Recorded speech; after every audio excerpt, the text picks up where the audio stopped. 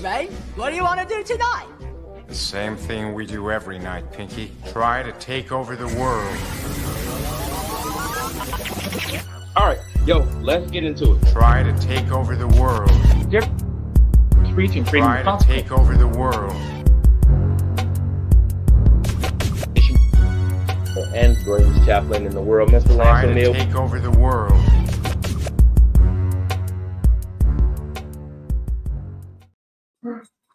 Yo, what up, world? We are here on another Sunday night, 8:30 East.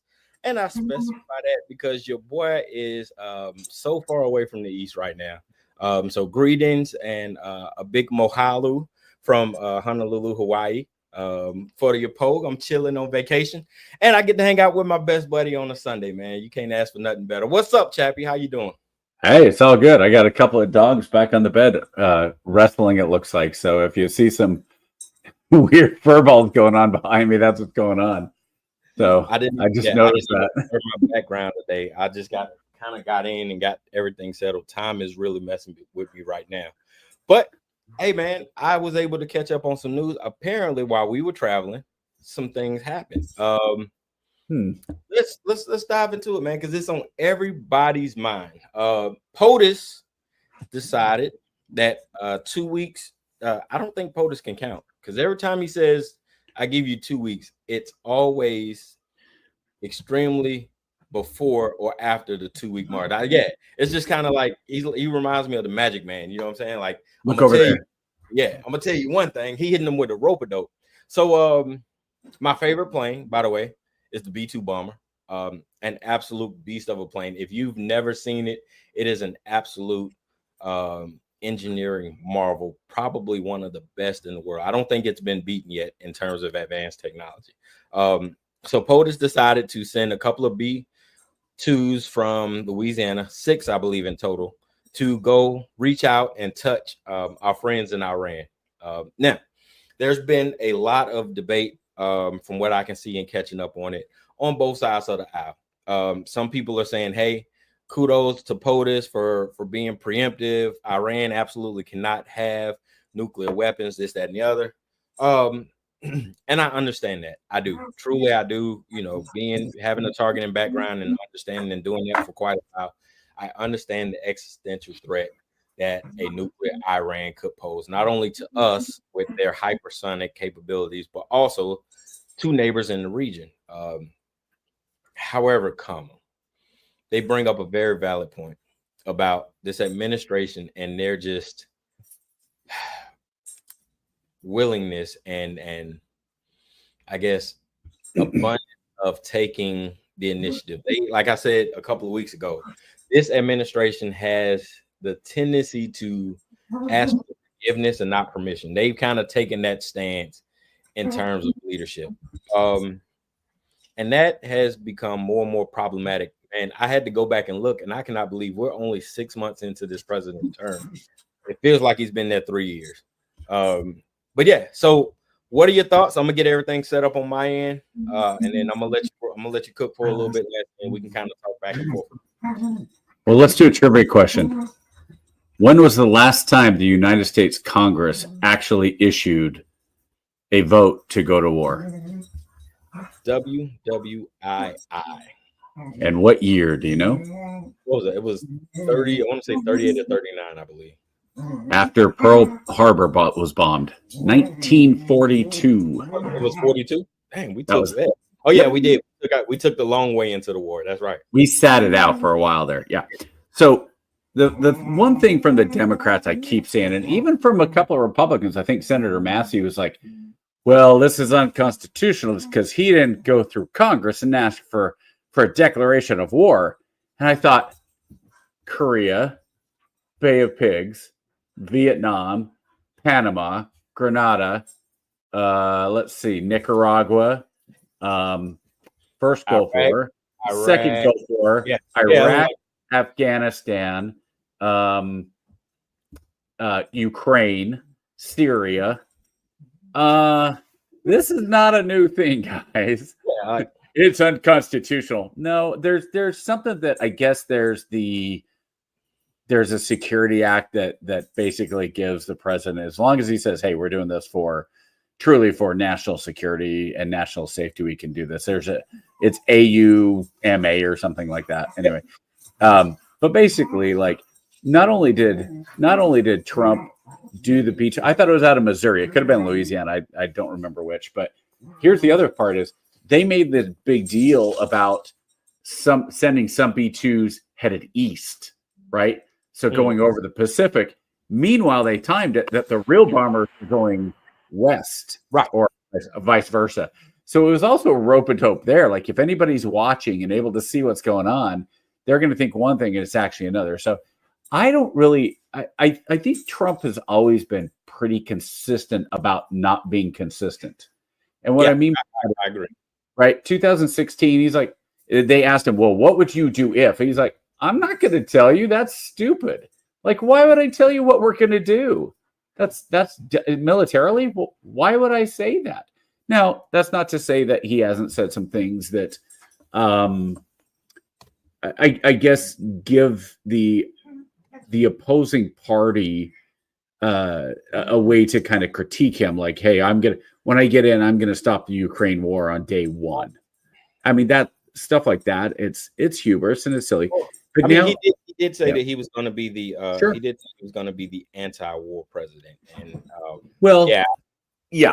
and so he's looking real Obama-ish when it comes to his anti-war policies. I'm just, I call it a buck. Oh, sure, and that's like, again, as a conservative and a Republican back in the day, when Obama went and bombed the bad guys, I was like, good, go bomb the bad guys. I don't see a problem with that. Like, if you're saying I'm going to go kill this guy because he's a terrorist and he's set up, look, I was in Guantanamo when they brought in Khalid Sheikh Mohammed, right? He's there. Mm-hmm. I wouldn't personally have had a problem, honestly, if they'd given me a 9mm and said, hey, go terminate with extreme prejudice. And I think most of us would have probably been okay with that, because this was the dude who set up 9/11. And I would have looked at it and go, yeah, this is just this. If you want to make me the executioner, cool. I would have been fine with that. So the fact that we went in, my thought on this was, when I saw that it happened, was we need to then not do this with half measures. And I'm not saying go in and put 20,000 Marines on the ground in Tripoli, or Tehran. Tripoli is probably not going to do a lot of good in this case. Tripoli's like, what do we do? What do we do? You came here once. Stop it. In Tehran. But I do think there's some real value in dropping some pretty significant armaments on these sites. I mean, personally, I don't know what our nuclear arsenal is, and it to me, it's a bit strange that you wouldn't have single warhead, kind of what you would call mini nuke. You remember during, what was that movie? Starship Troopers, where they carried around and they had the one little hand. It was a handheld nuclear device. Oh, he knows what it is. Oh, he's smart. See, this bug's smart. Beep, beep, beep, beep, beep. He knows what it is. If you could put and people might say, well, Chaplain, you're being, aggressive or, war, pro-war or whatever. I do. I've always been a hawk for in the right circumstances. And because I'm a believer that the opposite of war is not peace, the opposite of war is strength. And so if it had turned out that they dropped a couple of these bunker busters in and followed it up with a nice single warhead that was a 50 kiloton that turned some of those facilities into glass in the mountains, I personally would have been okay with that. If you're going to do it right. And now we're getting reports. Well, now, again, a lot of this has to do with who knows what's actually right, because the Iranians, I read something that the Iranians are kind of going, hey, we already moved all the material. So then the question is, I don't think they would have moved the material, honestly, without the U.S. knowing it because of our satellite capabilities. I think we're getting caught up in OIF 2.0, right? 3.0. Well, yeah, 3.0. Well, the first one out. So wait, the first one was a legit beef, right? Saddam went into Kuwait and just was not stopped. So the first Gulf War, absolutely. The second Gulf War, completely fabricated, and was just based off an all right. They had weapons of mass destruction, but not to the level that the U.S. government was letting on to. I'm gonna let you finish that, but then I want to give an analogy about that. Yeah, that's fine. So, with this Iran issue, Iran has been. I mean, you've seen the news pundits go on about Netanyahu and the U.S. and the rhetoric. Iran has been weeks to having a nuclear program for the last 35 years. I can count all the way back to freaking what? Yeah, we can go all the way back to the early 2000s about Iran's potential nuclear threat being within weeks of coming to fruition, right? So, a lot of it's just a bunch of rhetoric, man. There's a I am genuinely torn in this whole situation, right? Because the targeteer in me sees the execution that, and I don't give Pete Hegseth much credit at all. But I will tell him the execution of the B2 mission was perfection. The feint mission had everybody looking left when he went right, sending the B2s. The B2s had went and bombed them and were out of airspace before even any reports came out. As a tactician, as a targeteer, that is perfection on the highest level. That is what you want. My concern or my issue is, what is the next, right? What's the next idea? Because we did the same thing in OIF 2, where we started. Iraq has weapons of mass destruction. We're going to shock and arm. We're going to go in. We're going to bomb them, right? But what we didn't have a plan for was what happens after that. And then have a plan to we ran into the issue of the Civil War, and then we had to establish fake elections, and then a 6-month campaign turned out to be a 20-year campaign simply because we just could not figure out which way forward. So I don't want to repeat that. If they have a clear and strategic plan to say, all right, this is what we're going to do, this is how we're going to do it, and I'm okay with being the bad guy. Somebody is the bad guy in every war, right? Somebody is the bad guy in every war. And if this is the one all to be all, I'm okay with that. I don't like the fact that we're Israel's puppet masters again, but that's a whole nother podcast for a whole different story. But if we're going to get involved, if we're going to send in the B2s and then the B2s, the problem I have is the B2s they're not designed for just play, right? You only bring the B2s out when you mean serious business, right? You want to bust something up and you want to bust it bad and you want to soften it up so we can come in and finish it out. Or fly it over the Super Bowl. Yeah. Well, I mean, sure. Yeah. I mean, we're at that point, but yeah. But the B2s are meant for destruction, right? We are coming in and, we're coming in and we're letting you know when we bring the B2s out, we generally mean business. What I don't want to have is, okay, boom, we hit you with the B2s. That's the best we got. Now I hope you learned your lesson, right? And that's ultimately my biggest concern as a targeteer. Like, what's next? What is the next plan? Well, so you've got we've hit him hard, we've punched him in the face, we've knocked him down, and so now the question is, do you go with the Ender Wiggin strategy, which is we just won this fight, but now do we kick him in the head while everybody's watching so it wins all the future fights? Like, do we want to injure Iran's nuclear program, or do we want to kill Iran's nuclear program? And I agree with you. Right now, it seems like, unfortunately, we might be pausing and not killing it. which at that now, and I get it. If the analysts are saying right now, look, these strikes will delay will set the nuclear program back 2 to 3 years, 2 to 5 years. Okay. Then we're doing, unfortunately, what we've done in the government. Everything else, let's just kick it down the can down the road. And that where, to me, like, I really, really hope the Iranian people take the hint and go, this is our time. Hey, this has not been a great world situation for us since the whenever. I mean, it changed over the late 70s to a theocracy. And I'm sure since then you had a lot of people still not happy about it, living in a country that has been very similar, I think, delayed growth, et cetera, something like Cuba. The difference is Iran has all the oil and should be doing very, very well. If I'm an Iranian and I know what has happened in Saudi and Qatar and some of these other countries, going, wait a minute, I still drive a 1960 Hilux that I have a hard time getting gas for because Iran doesn't have any refineries. All they have oil, but they don't have refineries. They have to ship it out and bring it back in.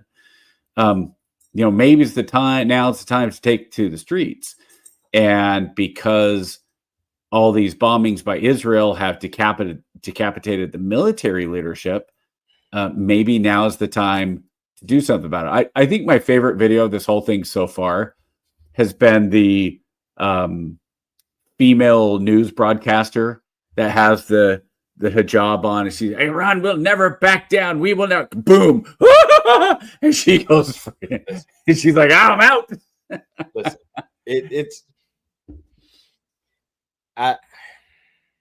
we opened up a serious can of worms, right? Regardless of where you are, right?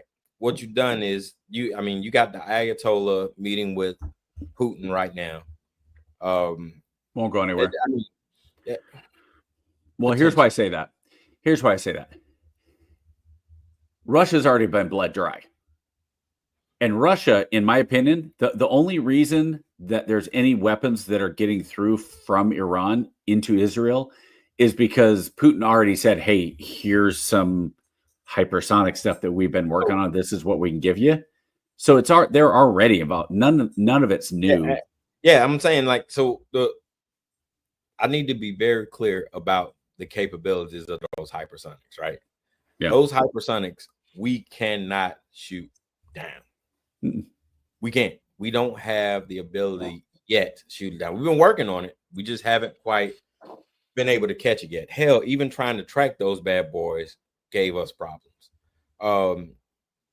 If they were to get their hands on a fresh batch and try to target anything in the U.S., I don't know. Because of the distance, we may stand a fighting chance at it. But I don't want to put the citizens, our American citizens, at risk for no reason. Are you worried about Iranian? And I'm going to say who launched it. Are you worried about Iranian hypersonic, or are you worried about Russian hypersonic? Well, I mean, either way, it's like no. There's a very significant difference. Why? Well, I mean, obviously from distance wise, yeah, there's difference. But I mean, yeah. Well, that's why I asked, because I'm not worried about. I'm not worried about Iranian supersonics hitting New York or DC. But I would be worried about Russian. I think Russian capabilities are very different. Which could easily strike us from Russia's western front and our eastern. Well, from their eastern front and our western front, they could very easily send hypersonics and tag. Well, I mean, and we're in summertime, so if you depending on what the launch sites are capable of, if you take them north, you basically launch them over the North Pole, and that's how you hit New York. I think though. So here's the difference when they're talking about World War III, in my opinion.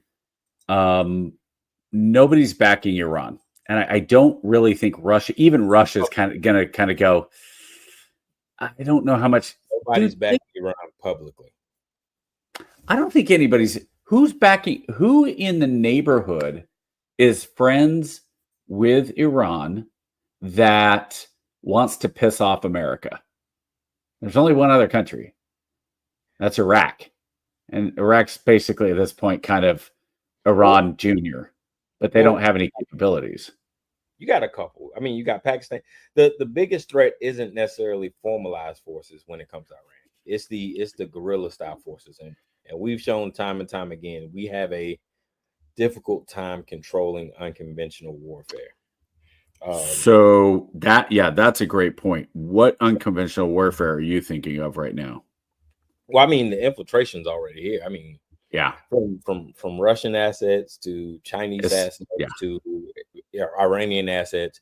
Like there are cells in every city, I would dare say, in America. So yes, that would be my biggest concern and my biggest threat. Not necessarily like I don't see them landing troops on the shore. No, I'm with you. Or conventional.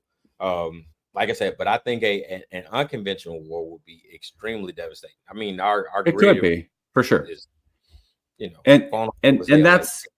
But here's the thing that people, I don't think really think about that, and they go, "Hey, you and me understand this," but I think the average citizen, especially when Iran comes out and says, "We're gonna have our cells in America cause havoc," and you have all these people going, "Oh my gosh, Iran has cells here. Look what they've done." It's like, you idiots! They've had these cells here for years. Iran is not. People don't understand how Middle Easterners think. Middle Easterners don't think in terms of days and weeks and months or even years.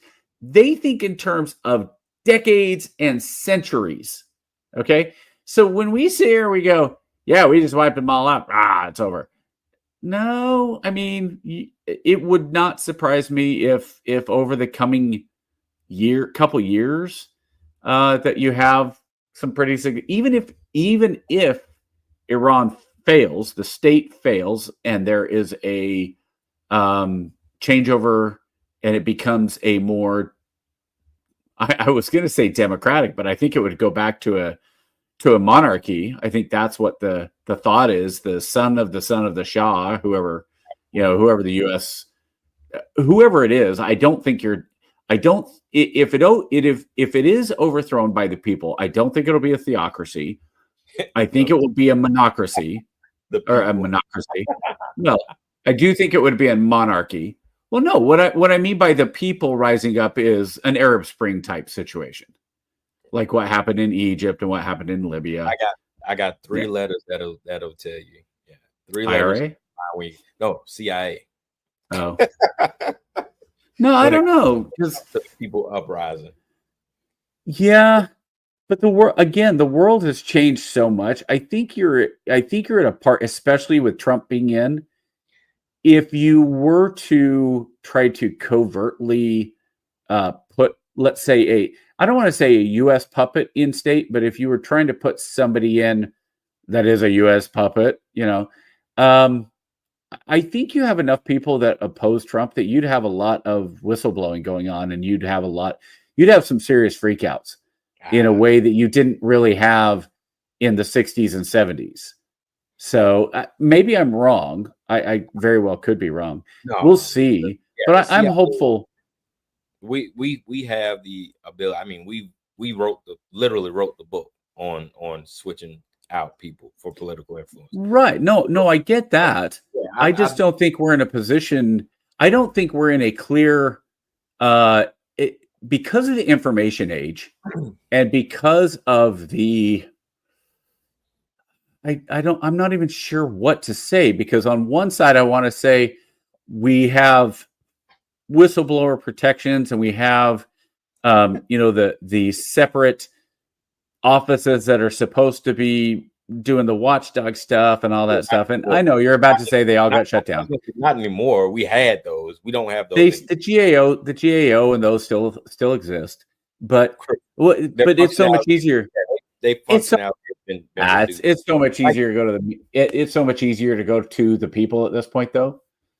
Like if you were going to say, like, even from 10 years ago, You had what was it? What was his name? The guy that stole all the stuff and the documents and gave it to WikiLeaks and Assange. Snowden. Even the difference between Snowden 10 years ago and Snowden today, the ease of being able to get that information out is just vastly night and day difference. So I don't know. I mean, we'll see. I'm curious what, like you said, what's the follow-up going to be? Is it going to be, look, we just basically kicked you right in the groin. So are you going to keep fighting, or like, are you going to shape up? And so I mean, I don't think they will. Tehran did shut down the Strait of Hormuz, which was anticipated. That was kind of like, all right, that was the. Can I ask you something on that? What's that? How do you shut down the Strait of Hormuz? Well, I mean, they put a blockade on it. So yeah. So how do you do that? Well, traditionally you'd send your Navy out and just secure entry and exit points. Right. So how do you break that blockade? Unless if you break that blockade, you are literally walking. You might as well declare war at that point.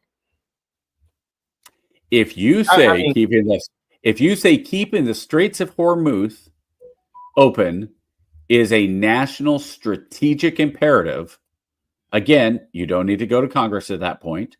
You've got the United States, and think about everybody at that point. Everybody loves their oil. I'm all about stretches, but that's an astronomical stretch. You would have to convince, if you convince NATO to do it, you'd have an easier fight, because it is an. That's what I'm saying, though. That's what I'm saying. Everybody loves their oil. If the United States did it independently of NATO, then we would have a serious issue. I think NATO would turn around and say, "Hey, yeah, we back that action. We don't have the ships, so we appreciate that you guys are going to do this. So we're going to throw an extra, a little bit of here and there. We're going to throw this one British battleship will come down, and this one German submarine will come in, but for the most part, hey, Sweden will send their three mine layers and whatever, but for the most part, anything as far as military is going to be super heavy lifting is going to be the U.S. We're like 90% NATO, and then everybody else kind of chips in. The issue I'm concerned about, though, is, again, it's going to be those strikes. Like, we are super vulnerable in the Middle East. I mean, those guys out there in Kuwait and Doha and Qatar, they're chilling. They're not combat ready. They're just not. We are not combat ready as a nation. No. We have faced some serious deterioration from the OIF generation to now, which happened. I don't want to be old man here. Let me clarify. Self-inflicted. Yeah, I don't want to be the old man in the room. Let me clarify. After every major conflict, there is some deterioration of forces, right? We saw that after Vietnam. We saw that after OIF 1. And every generation afterwards, even though taking some lumps our initial, in the initial conflict, we were able to ramp up pretty quickly and get to where we need to be. The issue I think we'll be forced with now, and I pray earnestly that we don't have to go troop for troop, because we are not prepared for that kind of war. We're not prepared economically, nor do we have the force posture to do that right now. But it just, we're in a phase of transition and getting our numbers back, and we're just not in a position for that. So if we keep it at bombing and we keep it strategic, we're great. I don't know. I mean, Iran doesn't really have a lot of plays left. They've already shut down the Strait, which was the logical next step. They don't want to bomb U.S. interests directly, because if they do, they want to save face. Yeah. If they do, then it's gloves off, right? One American life equals we're sending the whole goddamn force of Uncle Sam after you, and God rest your soul. So they're in a rough position, man. Yeah. Wasn't it during Trump's first one that Iran launched those missiles into Iraq and really messed up some of the kids that were in Iraq, and accidentally hit a base. Yeah. So Was that Biden or was that Trump? No, I think that was POTUS one. That was 47. No, 40. What is it? 45. It's either 45 or 46. Yeah. Okay. Yeah, it was 45. So I think that, there's this idea of, you start off with saying there's criticism from the right on one thing and criticism on the left. But here's what I've really been seeing online that was really surprising.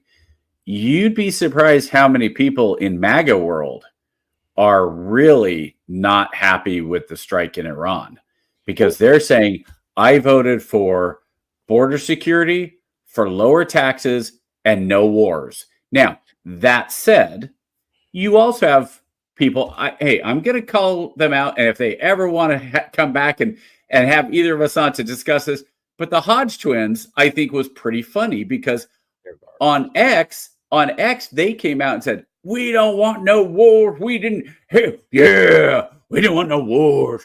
But then on Facebook, they were like, oh, yeah, our president went out and just wiped out Iran. Yeah, that's what he did. Now, it was written, so I'm messing around, because if you've ever watched the Hodge twins, that's my very poor impression of them. But that's entertainment, man. For sure. It's just, and so, I do see that there are quite a few MAGA that are really, really kind of ticked off. Now, you have those like Laura Loomer, who basically say Trump is the all-knowing, all-powerful, all great, all Oz, the real Wizard of Oz. These are the same women who believe in Jewish lasers. So well, what I'm saying is there are those who think that Trump can do no wrong, and if Trump says it, that is just how it is, and it's absolutely right no matter what, right? Yeah. And then you have a group of MAGA that are saying, hey, you know what? We agreed with Trump and we voted, and a big part of why we were voting for him was no wars. Now, for me, I've always found, I saw one, and I thought Andrew Wilson, who I debated on Friday, I thought he had a great point of this. He responded to this one person who said, that's it. Because of Trump and what he's done, I'm a conservative, but I am absolutely going to vote straight Democratic ticket just to show how unhappy I am with what Trump has been doing. Andrew's line was, great way to warm up your hands by burning your feet. I thought that was a great line. Like, I'm a conservative. I'm not voting for somebody. Like, if you think Kamala Harris would have done a better job, fine, so be it. But if there's certain things, like, you can't think Kamala Harris would have done a better job on closing the border, because she wasn't going to close the border, and that's not again.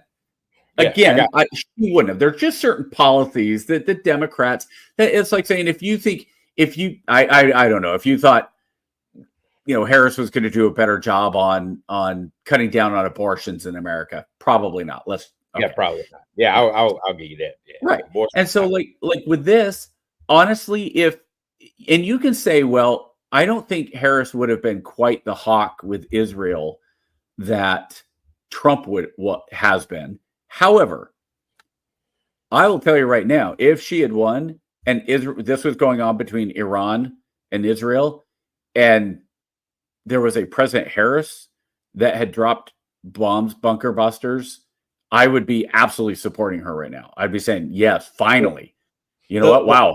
I can't believe I'm agreeing with her. The problem with that is there isn't a President Harris, because this was going to happen had it been a President Harris. That's the major conflict, right? Not necessarily. No. The war with Ukraine was supposed to be stopped. She wasn't strong enough. Foreign diplomacy. You go back and look at it. She wasn't strong enough on her foreign policy. Oh, the world leaders don't respect her. Iran is going to be aggressive. Israel and the war. They're never going to get the hostages back because Kamala Harris isn't strong enough to get it back. Like, all of these foreign policy issues that are going on right now were only supposed to happen with President Harris. President Trump ran on the platform of, I'm going to end the Russia war on day one. We're going to get Israel to Trump back. I'm going to bring peace to the Middle East. Those were his exact talking points, which if you've been paying attention, this administration, they consistently say one thing and do the other. And this is no different, right? But when I brought it up early in the administration, I was told, oh, this is the mandate. This is what we voted for. Well, shit, you can't go back now 6 months later and say, oh, well, wait a minute. No, keep the same energy that you brought. If this is what you voted for, you got to have all the chaos that comes with it. Why in the hell would you think he would not? Well, this also goes back to the whole immigration thing, like what's going on in California. And then I guess it was the Secretary of Agriculture went to him and said, hey, this is actually hurting a lot of the farmers in California and throughout the country. And so they're really struggling. And he went, well, then we're going to stop going after these guys if they're working on the farms. No, like for me, if you're going to do this, if you're going to say an illegal immigrant does not belong in this country, then it means an illegal immigrant does not belong in this country. It's not, well, it's an illegal immigrant doesn't belong in this country as long as they're not working in a hotel and cleaning somebody's toilet that nobody else wants to do that job, or in agriculture or whatever. It's that's part of the rule of law, is if they came in illegally, then they need to go out. And, you know, it's to me, it's just black and white on that. Yeah. I mean, and I don't care. And again, it doesn't matter if they're Mexican or Irish. If you're here and you've overstayed your visa, you're not legally in the country, get out and then apply to come back in. So I agree with you in a lot of these ways that Trump was going in, but we both know, we said this before even the election, right? We both said there's the campaign promises. Yeah. And then there's what you can do. Yeah. And we both said, look, both of these two are saying, I'm going to make sure there's flowers blooming in the winter, and that in the summer, it's always going to be a nice, calm 73 degrees like San Diego. All of the United States, from Maine to Texas, is going to feel like San Diego. Can we agree that one party took that line, hook, bait, and the center? They took it literal, and the other one understood it as figurative. I think if we're calling MAGA a party, then yes. Yes. They took it as a literal. Because again, I still do not believe that the majority of Republicans are MAGA. But I do think it's a pretty significant. Well, so look at it like this. What have we always said? The really extreme right and the really extreme left, right? And then there's everybody else in the middle. I think initially we said it was what, 20, 20, and 60, right? Or 10, 10, and 80. I think it was 10, 10, and 80. So what I'm saying is, of the 50% of Republicans, a good 10 to 20% of that are MAGA, right? I don't think it's that high. I really don't. The people I talk to, they're not MAGA. They voted for Trump. There's a big difference between voting for Trump and being MAGA. To me, MAGA. Okay, maybe our definitions. I agree. Okay, let's go with what our definitions are. To me, somebody who's MAGA says basically Trump is the greatest president that we've had since Lincoln, and he didn't lose the 2020 elections. It was absolutely stolen, and January 6th was a toot to the horn, and that everything, and that Biden was full on dementia before he even got in on day one, and now that Trump's back in again, he is going to bring peace to my new empire. And I really don't think it's I don't think it's 20% of Republicans. Based on that definition, I think 20% is solid. I'd say 10, but hey, we want to the guy you were talking about. You have a guy that wants to come on and talk about, and he's African American, and he's a full-on MAGA. Let's talk. Yeah, I'd love to talk to him sometime. He doesn't believe he's MAGA either. But really? Oh, okay. He just he believes he is a traditional conservative. Okay. And I'm like, hey, guy, traditional conservatism died a long time ago. Sorry to but that's not true. Traditional conservatism has not died. Traditional conservatism has just been castrated. and we have stopped. We listen to those few voices that actually make sense. That and a blanket like Krautheimer, he's dead. Who's our black conservative author? 95 years old. Thomas Sowell, yeah. So but he's 95 years old. So at least we don't have a David Hogg that's coming up and it's like the number 2 in the Republican Party. But at the same time, I couldn't tell you who the number 2 in the Republican Party even is. And so you have these guys that I don't think that are the ones that are even labeled as conservatives. I don't mean to call people specifically out, but like David French, who's writes in the New York Times and some of these other guys, I don't feel like they're conservatives, because it really is kind of a, well, yeah, I'm a conservative as long as it makes me money and when I write people buy, and oh, well, this will make me more money to switch over here with the Lincoln Project. Well, then I'm going to go over to Lincoln Project, or well, if I just go along. And so you and I have talked about the analogy of America being a stagecoach, and the American people are on board. The people, the Democrats, the progressives are the horses that just want to go. They want to run. Hey, we just want to go wherever we can. And it's the Republicans or the conservatives who are up pulling the reins and pulling the brakes and, whoa, we need to stay in control or we're going to go off the cliff. I think we've lost the break, which would be the conservatives. Our stagecoach has been hacked by train robbers. If that's the analogy we're going with, our stagecoach has been taken over by bandits. The bandits should come up and they done take control. So when I think of MAGA, right? I mean, your definition is the personification of MAGA, absolutely. But if you're complicit with the policies that are allowing these policies to run roughshod, then you are MAGA. Like, we've had some of our staunchest congressional hawks, our staunchest, like, traditional conservativists agree with Trump in a way where I'm like, how dare you? You spent 20 years building principles on conservatism, and just because it's popular now, you throw all of that out of the window for what? So, I will give you a perfect example of that I have a problem with. When the Republicans as a party are saying we need to increase the debt ceiling by $5 trillion. Insane. I have a problem with that, because I'll tell you right now, if during the Biden administration, the Democrats had said, we want to raise the debt limit, let's say in 2024, last year, before the elections, if this said, we just don't want to have to fight this fight anymore. We just want to raise the debt limit by $5 trillion. I would have been absolutely freaking the F out, going, no, this is insane. Why are we doing this? Now, me being me and trying to be intellectually honest, I say, if the Republicans are doing it, it's insane. Why are you doing this? This is crazy. There is no there. That is the conservative stance, and not enough conservatives exist in Congress anymore. That's my whole point. That's the they want the money. Again, it's the money.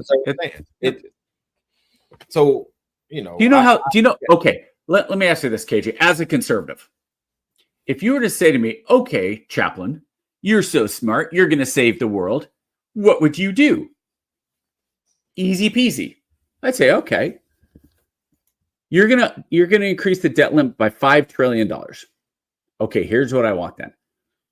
I want half a trillion dollars. I want $500 billion of this to go to refineries for oil shale and refineries and to get oil out of Anwar province.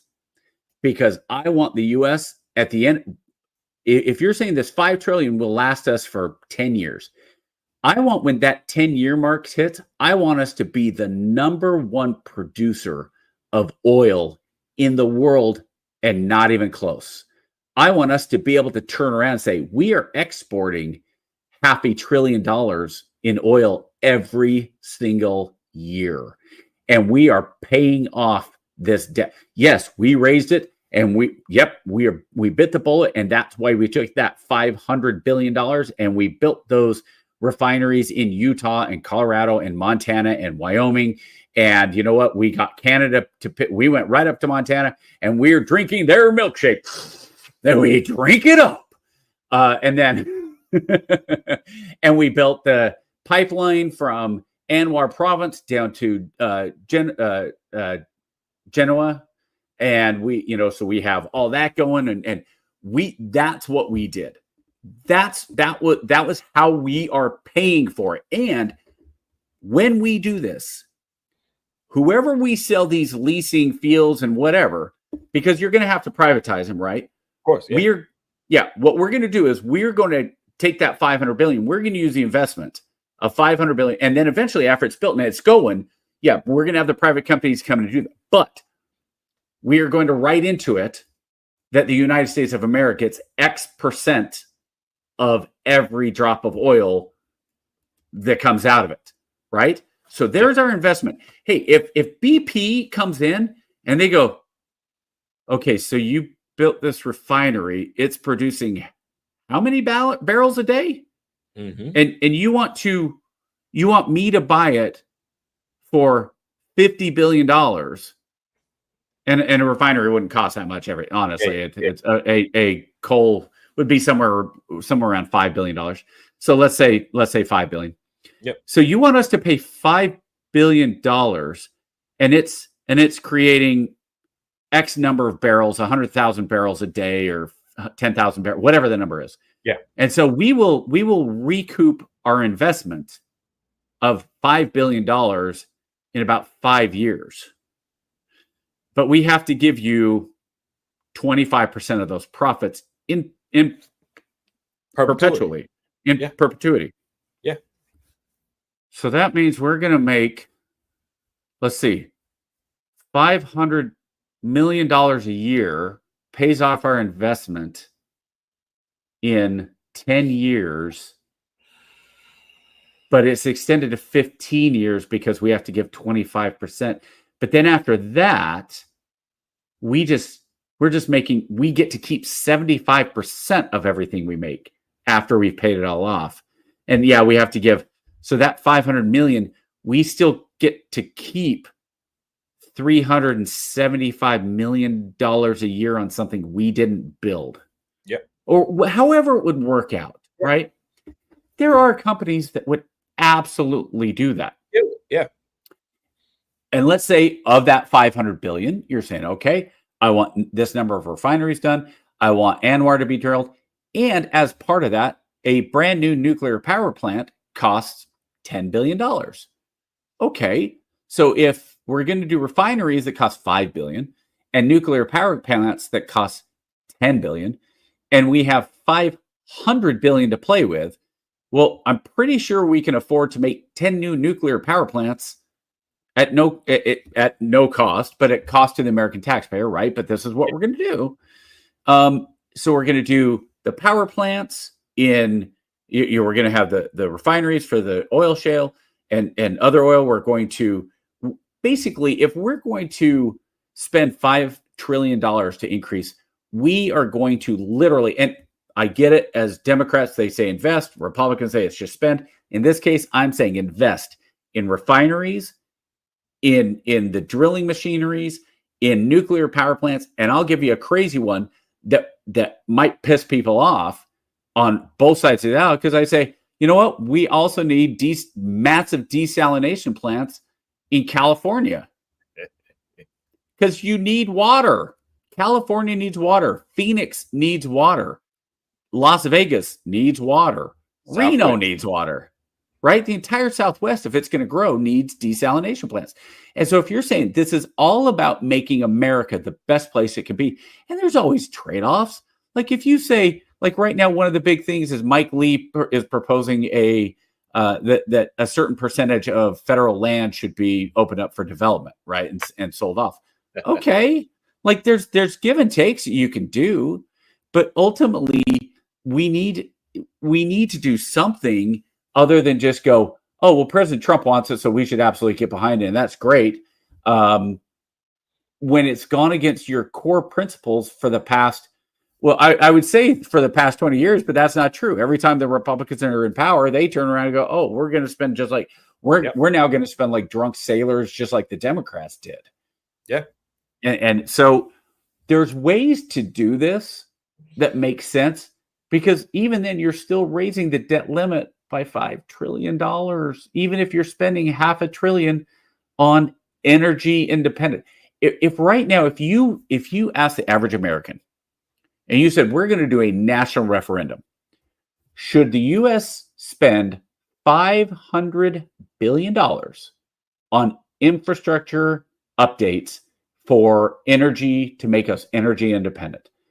I'm guessing you would run a positive somewhere around 85%. It'd probably be about 85 to 15. And the 15 would be the hard left environmentalist that would be like, what are you going to do? Oh no, this is going to ruin, right? Yeah. And I get it, but there's ways to, and if you want progress, it generally comes, there is a trade-off. No matter what you do in the US, it's not going to be as bad as China and India as far as pollution goes. Not yet. So as soon as Greta Thunberg wants to go start complaining in China and India, then maybe I'll start listening to her. Until then, she can just keep going and doing the road show that she is. But there was a nice little detour. Okay, so get back to the war. Okay, let me, because you brought up one thing, and I want to circle back to this real quick, because you said the 2 weeks that everybody, we've heard this before, the 2 weeks. Yeah, we have. And it was, they're weeks right. Out from being nuclear capable. So it's the International Atomic Energy Agency, the IAEA, that they did come out with a report just a few weeks ago that said, hey, no kidding, Iran's not letting us in, and they are absolutely breaking the rules. And we really are worried that they're legitimately like not very far away. And so instead of sending in Hans Bricks, oh no, not Hans Bricks, oh, I hate that guy. They've basically done what they always do. We're going to send a very a very nasty letter to the UN. Okay, now the reason that I say that there's something to a little bit difference between Iraq and Iran here.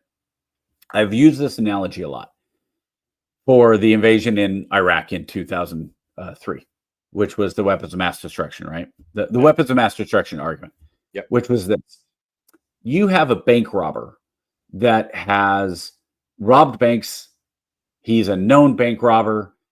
In past robberies, he has done what they did in the Hugh Jackman Hacker with John Travolta show. What was that? Swordfish? Something like that? Do you remember Halle Berry?